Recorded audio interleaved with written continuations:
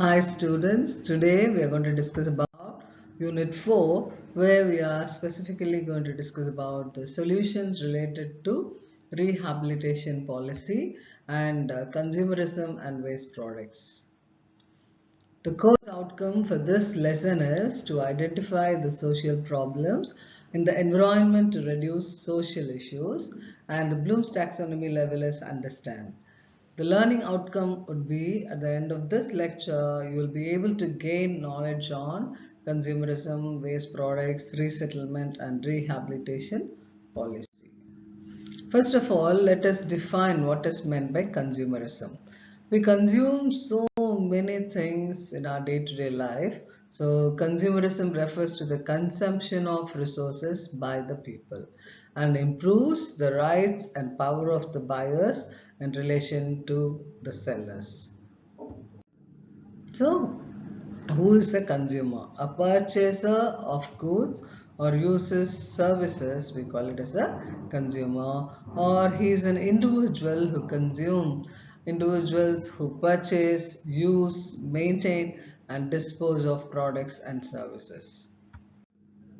How they are using the goods. And user of goods, consumer is not only the person who buys and goods for consideration, but also any user of such goods, family members, relatives and friends, they could also be called as a consumer.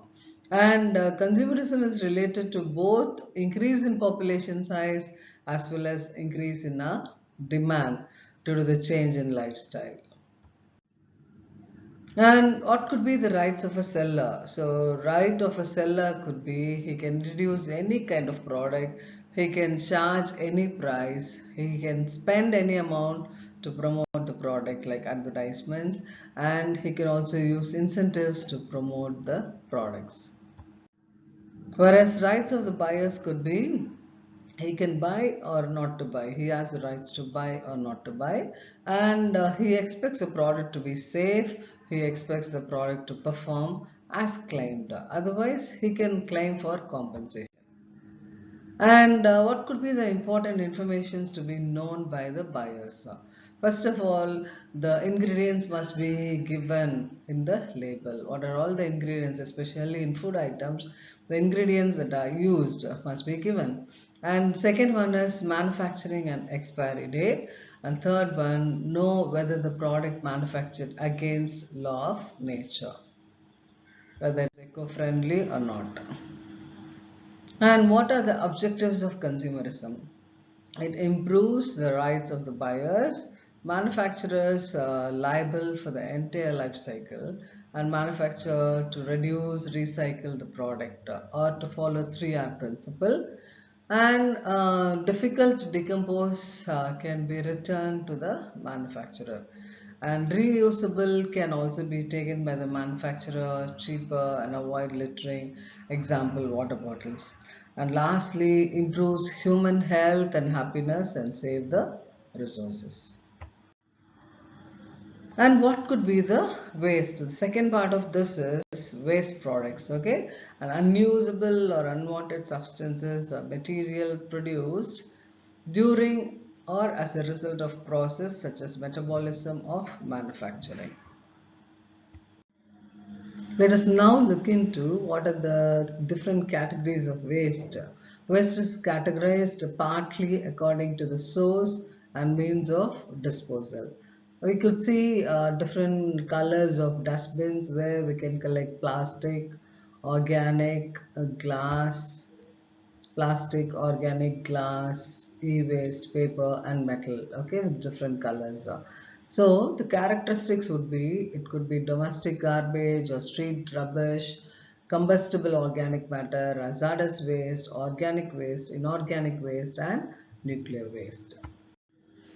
The definition of e-waste is that it is a source of electronic waste, popularly known as e-waste, that could be defined as electronic equipments, products connected with power plug, batteries, and laptops, mobiles, which have become obsolete.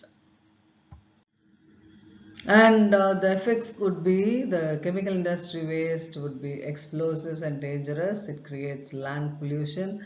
E-waste are toxic, it affects respiratory system and leads to cancer. And plastics, they are not decomposable, and combustion produces toxic gases. And next we are moving on to resettlement and rehabilitation issues, where this could arise and how this could be solved. So resettlement and rehabilitation issues, it is caused by the developmental activities like natural disasters, dam construction, mining, etc.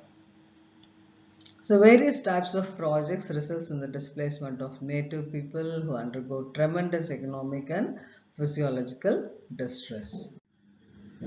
Resettlement, it is a relocation or displacement or forced to move out of their land, whereas rehabilitation, it involves by allowing the systems to function naturally. So it includes replacing the lost.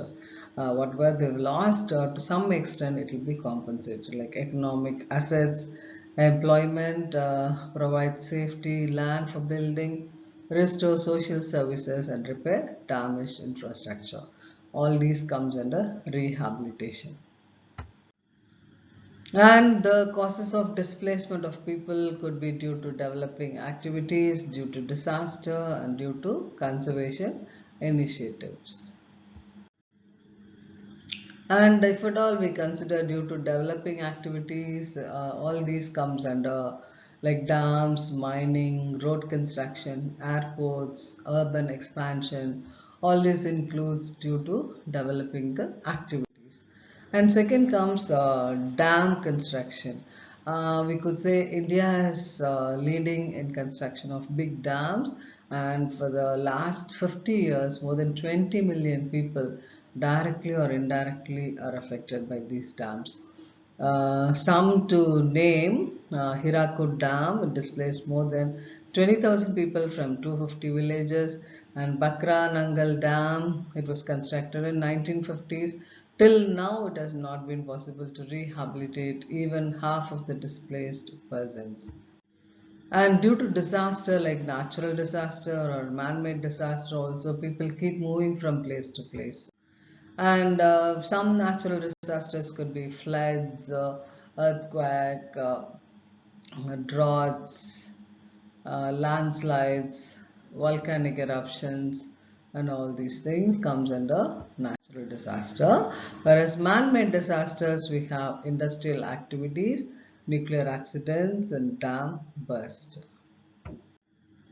And due to conservation initiatives like national parks, forest reserves, sanctuary also, people are asked to move from one place to another place.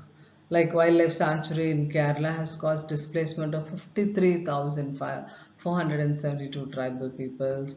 Then biosphere reserves, all these are the root cause. And what is rehabilitation in India? Land requirement by the government. If land is taken by the government, yes, they have to give the land in turn, or they'll have to compensate. So Land Acquisition Act 1897 says compensation will be given by the government.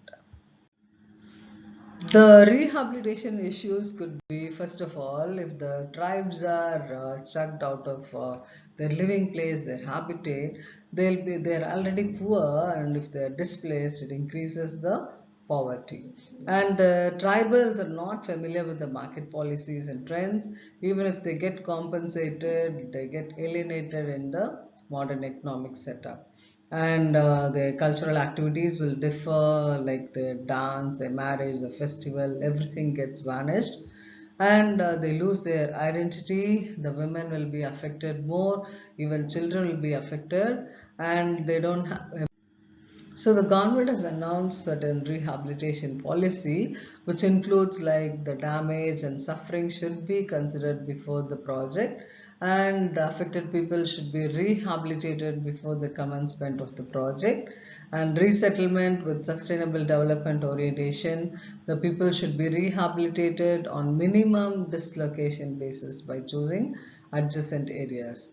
The extent of rehabilitation should meet definitely the ends of social justice and balance the development. So this is all about resettlement and rehabilitation policy.